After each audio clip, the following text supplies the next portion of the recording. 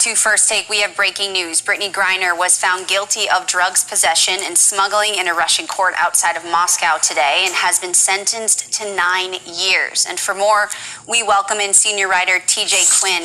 Now, TJ, what do you make of the sentencing? I mean, it's shocking news to a lot of people, and it sounds like a lot. But in Brittney Griner's world, this is what was expected. It's what U.S. officials always expected. It's daunting, to be sure. But in a lot of ways, it's the closing of the first chapter, and it moves her essentially closer to coming home. Russia has made it clear all along that if there is a deal to be done, which would probably be a prisoner swap between her and someone the United States is holding, it wouldn't happen until after her trial. So in a lot of ways, the sentence is considered a formality. Again, it looks pretty bad, but in a lot of ways, it also allows the negotiations to accelerate, possibly even bring her closer to coming home. Now, you mentioned the prison swap, but what essentially happens next after this finding and this sentencing? Well, inside the courtroom, both sides can appeal. There's no reason for the prosecution to appeal. That's something you can do under Russian law because they basically got the sentence they asked for. Technically, you would expect Brittney Griner to appeal, but U.S. officials made it clear that they're willing to make a deal.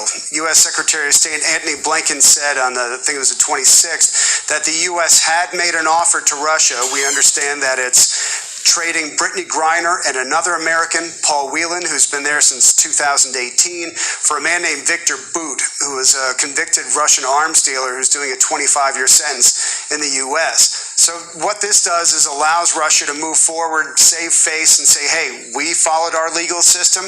We prosecuted her under our law. The U.S. might not consider it to be legitimate, but now Russia's in a position where it can say, okay, let's make a deal. So what ultimately has to happen for Brittney Griner to be allowed to come home safely to the United States? Well, they've got to reaching a deal is not an easy thing between these two countries. Obviously, she was arrested before the start of Russia's invasion of Ukraine.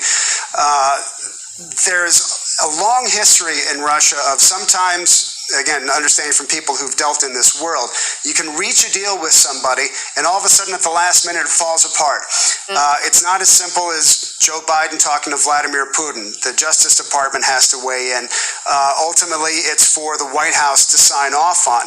But you have the same problem on the other side. There are different people in the Kremlin, in the foreign ministry, who want to see different things from this. Someone over there has to make the decision.